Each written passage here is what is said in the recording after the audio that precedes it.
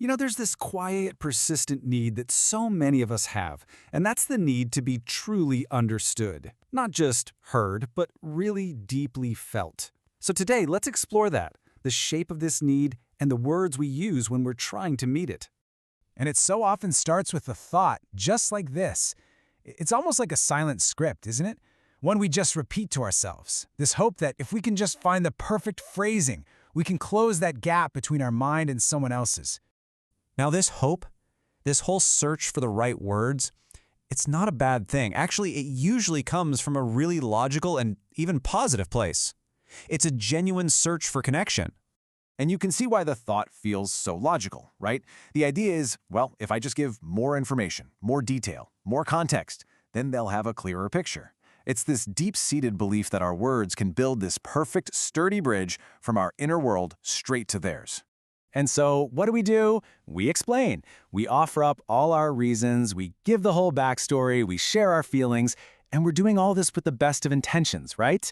We're trying to be open, to make sure there are absolutely no misunderstandings.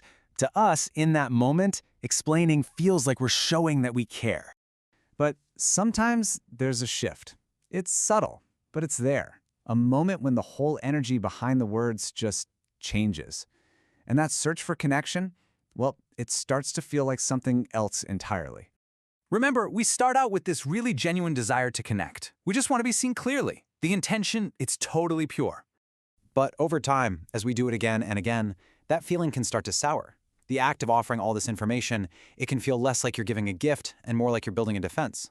Almost like you're pleading a case. And suddenly we find ourselves defending a choice we made, or a feeling we have, or a boundary we've set, something that maybe never even needed defending in the first place. The explanation just becomes a justification for something that simply is.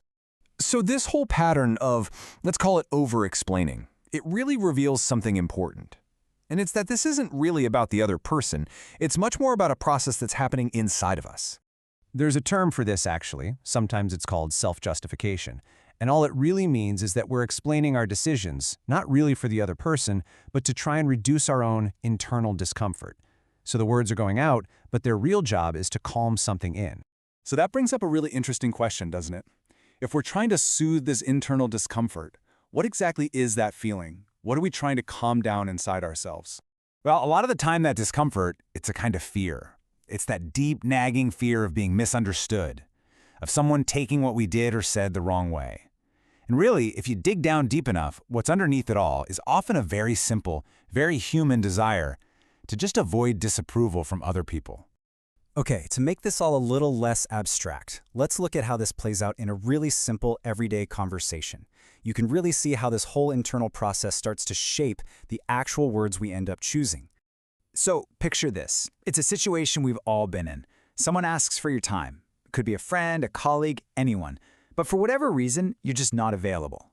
And here we see two totally different ways to respond. On one side, you've got the explanation.